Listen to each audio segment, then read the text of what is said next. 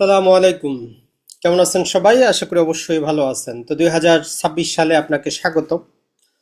2026 সালের এটা আমাদের প্রথম ভিডিও। আশা করি 2026 সালে আপনাদের জন্য আমরা গুরুত্বপূর্ণ এবং উপকারী ভিডিও নিয়ে আসতে পারবো। আজকের আলোচনার বিষয় হচ্ছে সঞ্চয়পত্রের লাভের হার, সুদের হার, মুনাফার হার সরকার কিছুটা কম করেছে।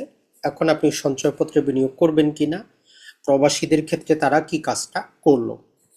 একটা কথা আপনি মনে রাখবেন, আমাদের এই 2026 সালের জানুয়ারি থেকে বিনিয়োগ রিলেটেড আমরা একটা মোটামুটি 30 দিনের জন্য 30টা ভিডিও আনতে চাচ্ছি, যেখানে আমাদের যে বিনিয়োগ, আপনি যে পেশায় থাকেন, যত টাকাই ইনকাম করেন, সেটা কিভাবে প্রপারলি কাজে লাগিয়ে জীবনে আর্থিকভাবে স্বাবলম্বী হতে পারবেন, সেই রিলেটেড আলোচনা আমরা করব। তো প্রথমেই আজকের ভিডিওটা আমরা শেষ করি। বিনিয়োগ রিলেটেড ভিডিওটা আপনারা সন্ধ্যা পর্যন্ত পেয়ে যাবেন ইনশাল্লাহ। তো 30শে ডিসেম্বর 2025 জারি করা হয়েছে আভ্যন্তরীণ সম্পদ বিভাগ থেকে। প্রথমত এই ভিডিওর মাধ্যমে আপনি জেনে নিতে পারেন যে সরকারি আসলে এই বন্ডগুলা, সঞ্চয়পত্রগুলা কি কি আছে এটাও জানতে পারবেন।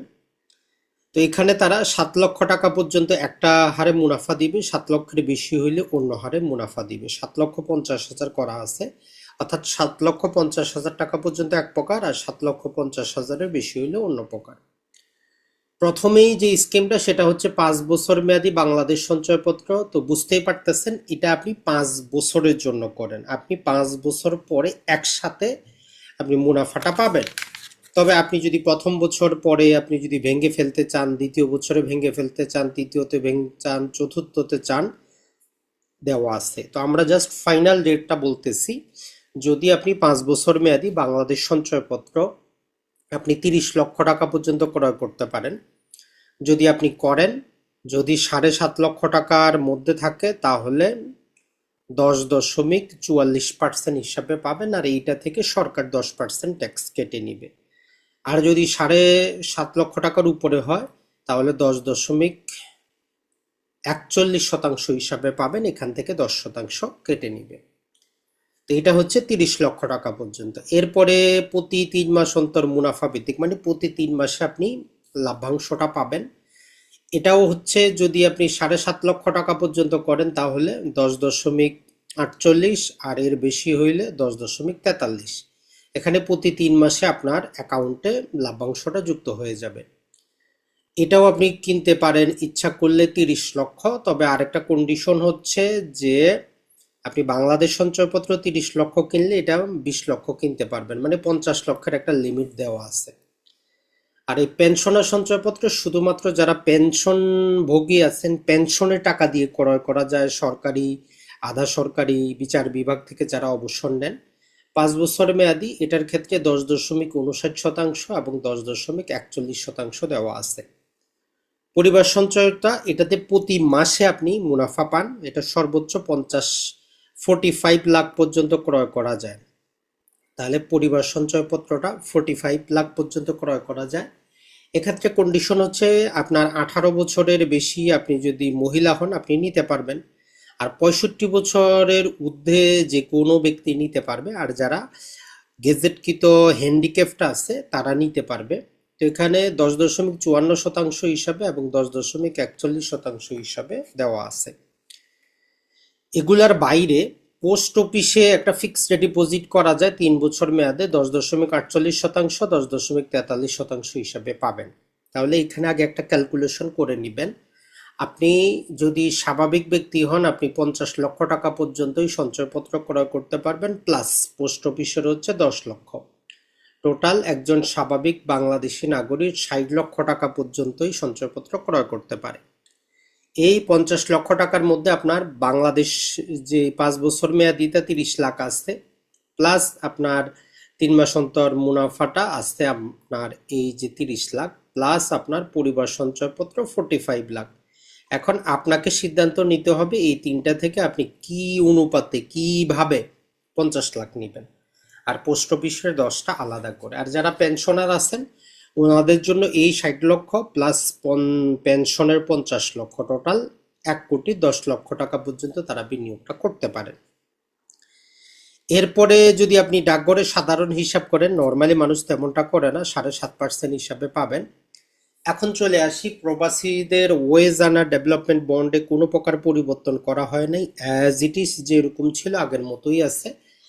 তবে আমরা আশা করছিলাম যে ডক্টর ইউনূসের সরকার প্রবাসীদের জন্য ভালো কিছু করবে, কিন্তু তারা এখানে এই যে 15 লক্ষ টাকা পর্যন্ত, 30 লক্ষ, 50 লক্ষ, 50 লক্ষের ঊর্ধ্বে এইরকম 4টা ক্যাটাগরি রেখেছে। তো একটা ভালো দিক হচ্ছে এখানে এখন বিনিয়োগের কোনো ঊর্ধ্বসীমা নাই, আপনি যত খুশি তত বিনিয়োগ করতে পারেন। তো এখানে প্রতি 6 মাস পর পর মুনাফা দেওয়া হয়, আপনি নেন বা না নেন আপনার অ্যাকাউন্টে যুক্ত হয়ে যাবে। তো মেয়াদান্তে মানে আপনি যদি 15 লক্ষ টাকা পর্যন্ত বিনিয়োগ করেন 12% হিসাবে আপনি পাবেন, আর যদি আপনি 15 লক্ষের অধিক 30 লক্ষ টাকা পর্যন্ত বিনিয়োগ করেন 11% হিসাবে পাবেন, যদি 30 লক্ষের অধিক করেন 10% হিসাবে পাবেন, আর যদি 50 লক্ষের অধিক করেন তাহলে 9% হিসাবে পাবেন। এইটা হচ্ছে এখন পর্যন্ত নিয়ম। আর এটা ক্রয় করার জন্য আমরা নিয়ম কানুনগুলো আবার আপডেট করে আপনাদের জন্য নিয়ে আসব।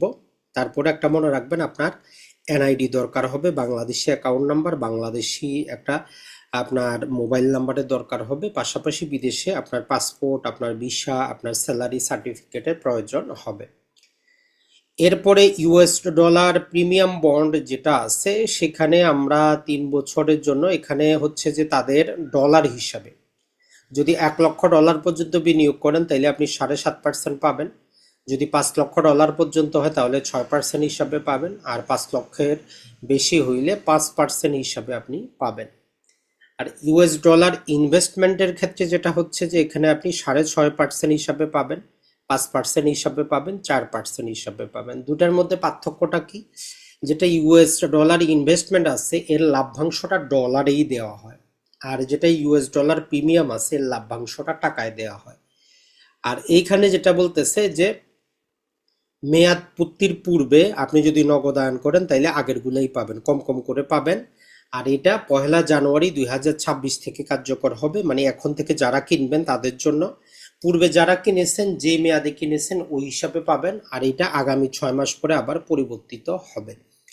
আর ওইটাই বলতেছে যে জাতীয় সঞ্চয় স্কিমের আওতায় ওয়েজ আনা development US dollar bond, US dollar investment বন্ডের কোনো পরিবর্তন করা হয় না, এবং ডাকঘর সঞ্চয় ব্যাংকের সাধারণের কোনো পরিবর্তন করা হয় নাই।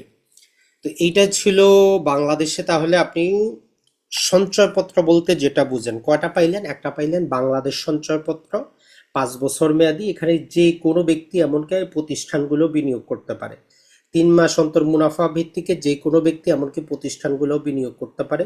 আর পরিবার সঞ্চয়পত্রটা লিমিটেড, শুধুমাত্র মহিলা এবং 65 বছরের ঊর্ধ্বে ব্যক্তির এবং হ্যান্ডিক্যাপ্টের জন্য। আর পেনশনারটা তো পেনশনভোগীদের পেনশনের টাকায় নিতে পারবেন। এটা ছাড়া এই যে 10 লক্ষ টাকা যেটা পোস্ট অফিসে আছে এটাও সবার জন্য মুক্ত। আর পোস্ট অফিসে যে সাধারণ হিসাব 7.5% পাওয়া যায়। আর প্রবাসীদের ওয়েজ আনাটা শুধু প্রবাসীদের জন্যই। আর এটাতে সুবিধা হচ্ছে আপনি একবারে ক্রয় করলে আগামী 2 মেয়াদে অর্থাৎ টোটাল 15 বছর পর্যন্ত এটা কন্টিনিউ করবে। তো এটা ছিল সাধারণ হিসাব। তো এখন যে কথাটা বলবো সেটা হচ্ছে, আপনার বয়স যদি কম হয়, প্রবাস জীবন যদি কেবল শুরু করেন, আপনার এই এই বন্ডগুলো আপনি কিনবেন কিনা? কথা হচ্ছে যে না, আপনি শেয়ার বাজারে যাবেন। আর আপনার বয়স যদি বেশি হয়, ধরেন যে মোটামুটি ধরলাম 50-55 হয়ে গেছে, 55 হয়ে গেছে, তাহলে আপনার জন্য এগুলো হচ্ছে সিকিউর। তো 2026 সালে কিভাবে আমরা জীবনটাকে নতুন করে গড়তে পারবো যাবতীয় দেখবো আমরা আজকে বিকালে নতুন ভিডিওতে। আসসালামু আলাইকুম।